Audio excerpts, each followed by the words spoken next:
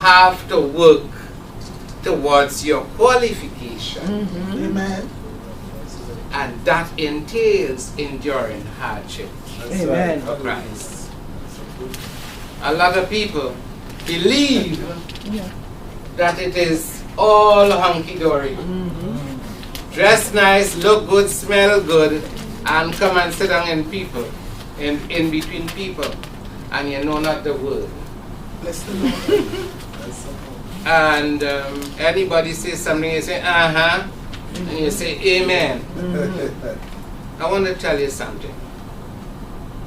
If you didn't understand, don't Amen. Amen. You want your elder to be aware that you do not understand. Amen. True.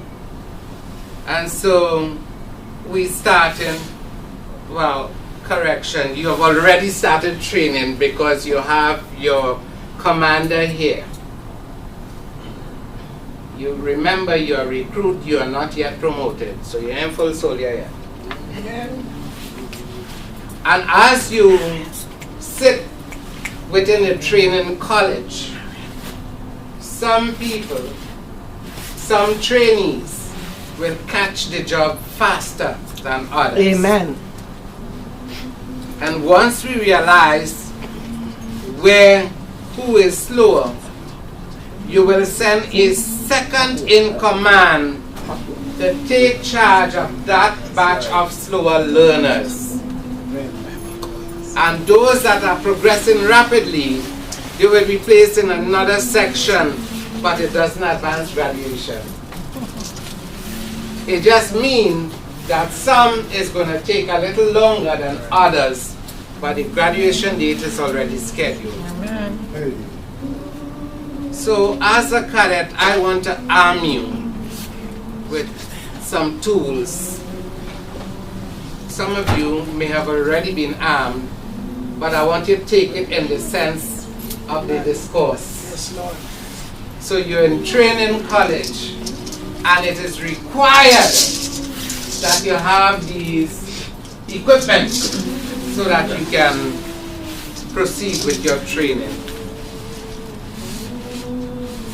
In the process of enduring hardship for Jesus Christ, I want to move from 2 Timothy 3 across to Romans 8, 24 and 25. And why I'm moving across there, because there's where you will find your training kit. Your training kit constitutes between Romans 8, 24 and 25 and Ephesians 6, 10 to 18. These are your recruit training kit. The belt of truth. Most of you wear a belt. But do you understand? And some of them signed, sealed, and delivered. But do you understand the purpose of the belt for which you wear? Amen. For us men, they say to keep up, to do a separation, keep your pants from falling. And really, it is to keep you balanced. To God. Yes. The belt of truth. Yeah. Most of us, we like to hit here, especially on the left side. When we angry, sometimes when we happy, but mostly when we are angry. If I did only know, if I didn't have God in me, the breastplate of righteousness, we need to have that. It's part of your training.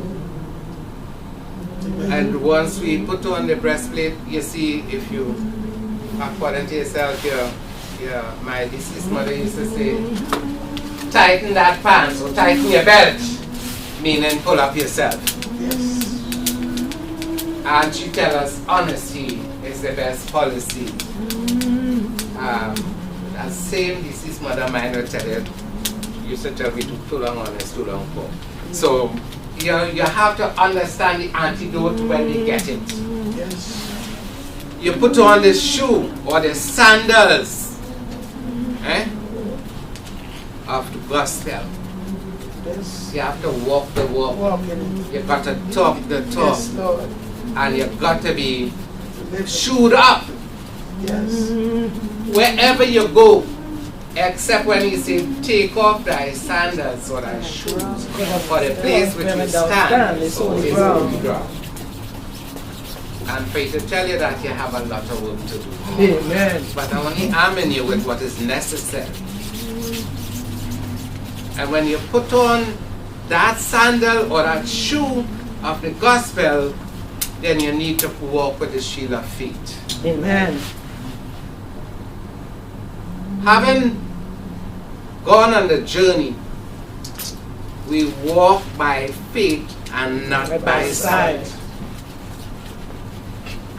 We get confirmation when Teacher Sylvia and Mother Mary, both of them get their own dream in their own place.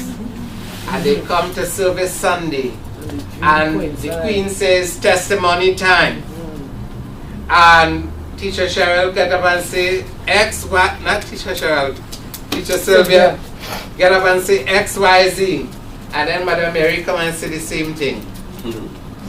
Different time, different place, but a confirmation nonetheless. Amen. Yes, God.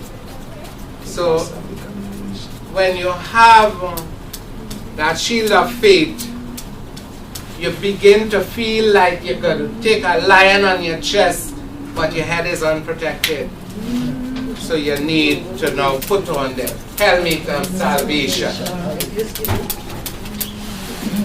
You know, as we evolve in our training,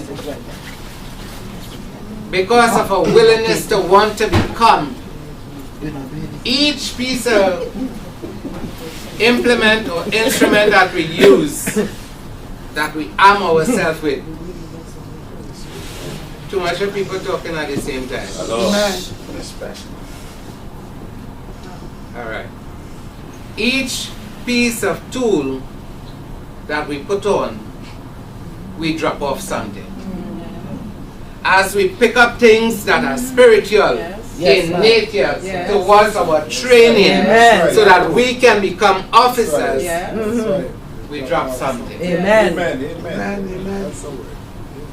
And you will hear people tell you, boy, when I was so and so, if she did only say that, then. And vice versa. So, not to be sexist, if he did only say that, then. Same thing. So, when you put on the helmet of salvation, the next thing you need to do is arm yourself with the sword of the Spirit. Amen. I listen to somebody visiting somebody's property and seeing flowers and seeing basin and seeing presenting flowers. I'm talking about you. I'm talking about you. Give God a praise. Now, the prophetic word, I see there was a call for divers, provers, warriors, Hallelujah. and they came out. Yes, God. And God worked in such a mysterious way. Usually when I give in a gift, I just take up what my spirit tells me to take up. And I decided to walk with something that is totally different, but will serve the same purpose. Amen. So when I see the Juju warriors, and I see the divers, and I see who would like to learn to dive, and I see the provers, and you know, I say, you know what, there is a reason for that. That particular center portion of your gift bag. Now that you've been armed, I want to give you a recollect because there's one more thing I need to leave you with. So I tell you, I'll be short and sweet. The belt of truth, the breastplate of righteousness, the sandals, the shield of faith, the helmet of salvation, the sword of the Spirit. But with all of these and without prayer, you get nowhere. Amen. Amen. Amen. Amen. That constitutes what I want to talk about, the foundation. What I want to talk about now, if anybody have any questions, feel free to ask after I leave, not before, because we'll be talking for too long. Happy 24th anniversary to Sacred Heart, First Spiritual Baptist Church. There are some changes that had taken place, and so I will mention it. But today I heard Mother Cheryl tell you that you should have a 6-point star, because the number 6. So the number 2 is a balance, it's a duality. We're doing 2 things right now. We have an anniversary and we have a table. Amen. And we still duality because we have Toronto and we have Montreal. Amen. And we still duality because we have Sacred Heart and St. Peter's, and we have Sacred Heart and St. Catherine. So there's what's the word I want to use? A cross-pollination of things and people that are represented within the house of God. The number 4 symbolizes practicality, honesty, organization, integrity, responsibility, drive, passion, dependability, and inner wisdom. So when you add the 2, which the 2 gives you a balance of duality in relationship, cooperation, partnership, diplomacy, and soul purpose and mission. When you combine the 2 and the 4, the essence of the number 24, Mother Cheryl, is the number 6. That means, he was reading my business, and that means that this number is a blend of energies between 2, 4, and 6. The specific name, and we're talking about 24 years. You know, when I first started thinking about what to say, I thought about the 24 elders that sat around the throne. Amen. And I decided to look to see, not to confuse the congregation, but to enlighten and educate them. Where would we find these 24 elders if you see me going through Revelation? I call a few elders and it's sending me all over the place. And you know what? I am I. So I came up with the 24 elders. We had Judah, Reuben, Gad, Asher, Naphtali, Manasseh, Simon, Levi, Asasha, Zebulun, Joseph, and Benjamin. 12 tribes. The 12 tribes. And to make my 24, we go with Peter, James, John, Andrew, Philip, Bartholomew, Matthew, Thomas, James, the son of Alphaeus, Simon, the zealot, Thaddeus, and Matthias, or Paul, as we will call him. 12 and 12 give me 24. Amen. Wisdom. Hallelujah. Now, I get at what I wanted to find something that will, give you an incentive to want to know something more. So, did you know that there are only 3 books in the Bible that carry 24 chapters? Well, you learned something today. Only 3. And the 3 books that carry only 24 chapters are the book of Joshua, the Old Testament, 2 Samuel, the Old Testament, and the book of Luke, New Testament. But then I wanted to give all this something. Hallelujah. Big man. And seeing that Teacher Sylvia and Sister Susan and them might be entering the competition again next year, food for thought. So The 24th book in the Old Testament is the book of Jeremiah. And the 24th book in the New Testament is the book of Judges. So that gives you a little idea. And I just want to leave this little detail with you. So bear with me. There exists the lists of the different patriarchs. But in Psalm 72, lists 24 things that Jesus Christ as a high priest after the order of Melchizedek will do when he sits upon his throne to rule as king and priest during the millennium. Well, you know how to use a big one. And I shouldn't say millennium, but I should say millennium, because we're dealing with the millenniums now. We, men and women of the court and trainee cadets of the order of Melchizedek. So we have a specific calling, and I was reading up on that, but that's another subject to deal with. But it's really nice to do research scripturally. That's right. You get Amen. so much That's true. enlightenment. That's right. Yes. And so when you get the opportunity to share it, it's a good thing. Right? So I don't want to bore you all. Here are some of the things he will do. He will righteously judge the people. Amen. He will judge with justice the poor and the needy. He will be bought by the mountain. Small hills shall also experience peace. He shall judge the poor. He shall save the children of the needy. Those who are oppressed will be crushed. Those who oppress will be crushed.